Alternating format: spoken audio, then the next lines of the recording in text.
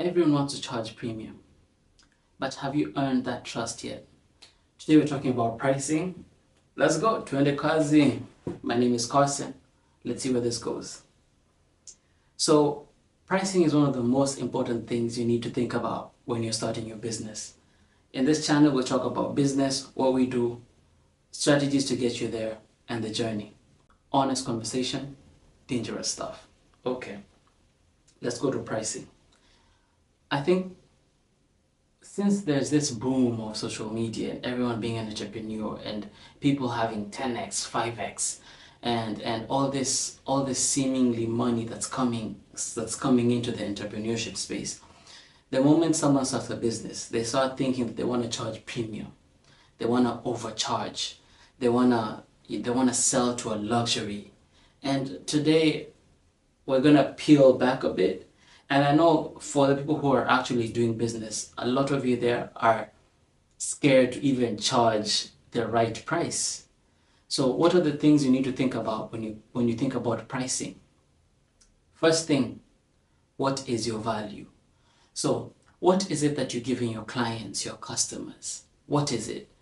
What is it that when you offer them, if you go out of the market, they'll miss? What is that thing that is different about you? So is it consistency? Is it your luxury? Is it your customer care? Is it the value of the actual thing, the product that you're giving them? Maybe it's superior in technology. What is it that is different? What is your value? What is it that is setting you apart that makes me want to come to your product? Now, for me, when I'll keep referring to my example in photography. What I felt was different for me was, since I had gained and I really had a lot of skill in landscape photography, and I knew how to take portrait shots. Especially, I knew how to relation build with my clients and get them to a space where they'll feel comfortable, if it's a couple, to take very intimate shots, very, those shots that when you look at you smile because you feel the love in the photo. Or if it's a young child, I've gotten them comfortable for them to look at the photo and smile. I've gotten those cute movements. I knew that my spot was in the intersection of outdoor landscape photography, outdoor shoots, and portrait photography. And so for me, I knew that was that thing. That was the thing. I don't really do a lot of studio work, to be honest, because that's not my thing. My thing is, I will take beautiful photos of you outside in your natural. I'll bring your natural self in the photo. It will tell a story. It will tell your unique story, because that is the vibe that you get when you interact with me. So back to you. What is unique about you? If you're doing food, is it your specific taste? Do you have an East African Swahili taste? Are you selling home if you're doing it abroad? Are you selling the feeling that you were getting when you were going to a kibandaski, or you're walking in the streets of Mombasa or Nairobi, eating that mahindi choma in Eldoret? Are you selling that feeling? Are you selling home? Or if you are selling clothing, are you selling luxury? Or are you selling convenience? So what is it that you're selling? What is your value? You need to really understand your value before you even start to price. Sometimes we price our ego, not the value that we bring. Now, secondly, you need to understand your audience. Now, I am already making the assumption that I'm talking to a business person who has already thought of their product, who has already thought about where they're going to sell them, how it's going to work, and you're now thinking about your pricing. So now think about your audience. Think about your audience carefully. Are you selling to government? Are you selling to SMEs? If it's SMEs, specifically, is it small, or is it small and medium? Is it medium? Is it heading to large? How many employees? Things like that. Are you selling, is it a B2C? Is it a B2B model? B2C, business to customer, business to business. These things are very important because you need to understand your audience. And there are quite a few videos, and you can DM me if you want some, on how to make your persona, how to create your persona, because you need to sell to one individual, one person. Who is that? Is it Nancy? Is it Larry? Is it Kamau? Who are you selling to? Who is your audience? And once you understand the value and you understand your audience, and then you bring those two together, you will then think, the value that I am giving, is it worthy for that audience? Will the audience understand the value? Or do I need to either change my value? You might not be able to change your value, but you might be able to change your audience. Now, remember, we are working towards pricing. You already understand your value, understand your audience, what makes them tick. Let me give an example. So, in the brief period that I was selling wall art, I was selling it to people who own their homes, meaning they have space, they can put their photos up. And then I was like, okay, so what photos do they want to? Remember, I was doing landscape photography. People want to put wall art of maybe their kids, their graduations, the anniversaries, things like that. And I could easily upsell my portrait photography and tell them, hey, we can frame this for you and do that. But that was not my business for wall art.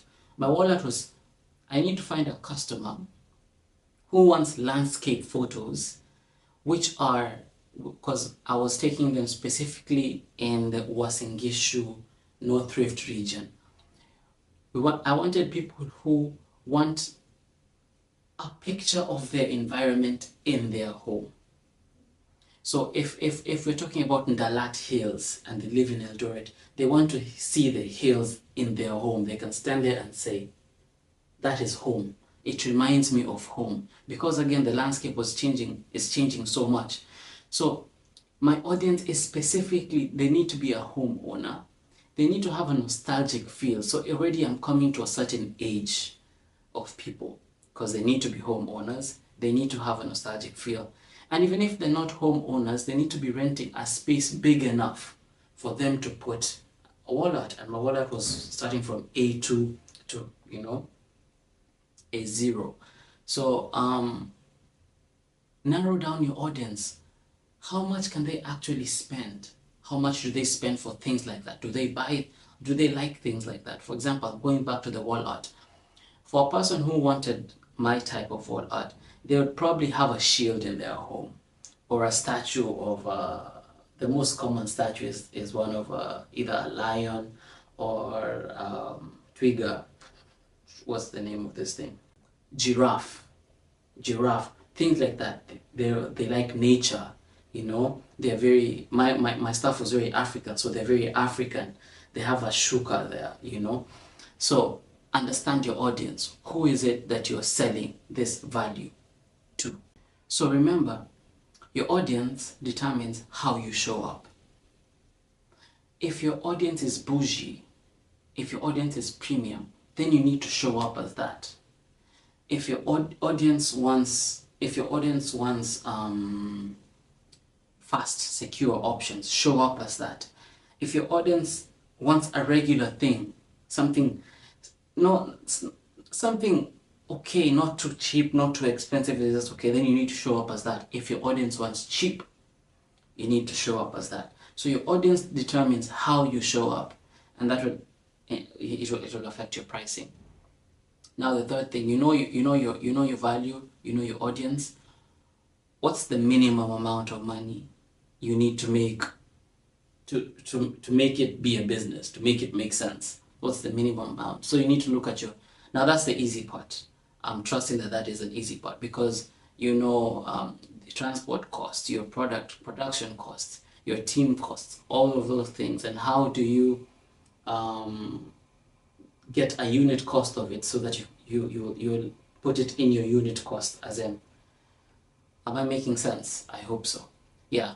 So take all your costs, divide it with the number of units that you need to make a profit, even if it's just bare minimum. And so how much is it for you to just break even? How much is it for you to break even per product, per unit? The reason why this is important is you don't need to make huge profits in the beginning. At times, you just need to make enough for you not to go broke while you're learning the process. So have the minimum amount that you need to survive. It is very important. Now, after you've thought your minimum, then you need to think about, now what's your positioning? What's your positioning? Are you premium? Are you ultra premium? Are you like a normal everyday? Are you low cost? Because that will determine how you're showing up, your tone, your voice, your social media, and yes, your pricing. Now, you don't need to be premium, for you to sell at a high level. You can still be a cheap option, but be a very brilliant cheap option. So you need to understand how are you coming in the industry, especially if it's your first time. Now, if you have the advantage of time, resources, people know you, marketing, ads, and all that, then you can show up slightly different.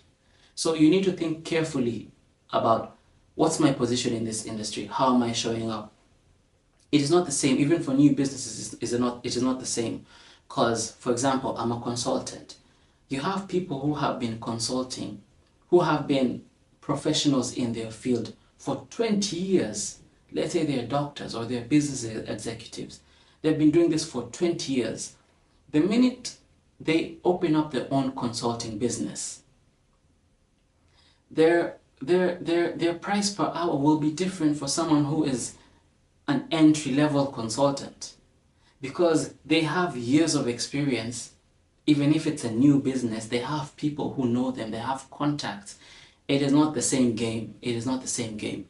So you need to understand how you are entering the market and what's your placement in the market. And once you understand this, then you'll now have an idea on where you need to price, because you need to price right. Now, for the fifth point and second last point, don't be afraid to start small, learn and iterate. There is no problem about rethinking.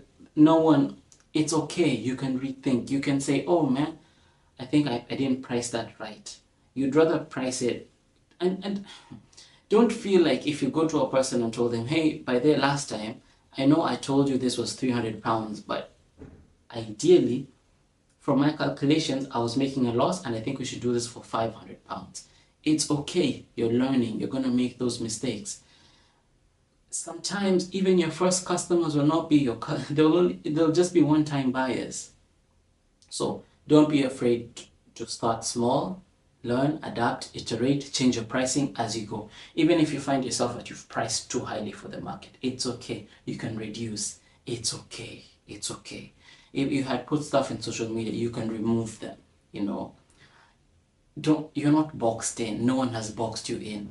You enter this entrepreneurship space because you wanted to be in charge of something. So like how, toddlers learn to walk, you're learning to work, you're learning to do this. So it's okay. You can make mistakes.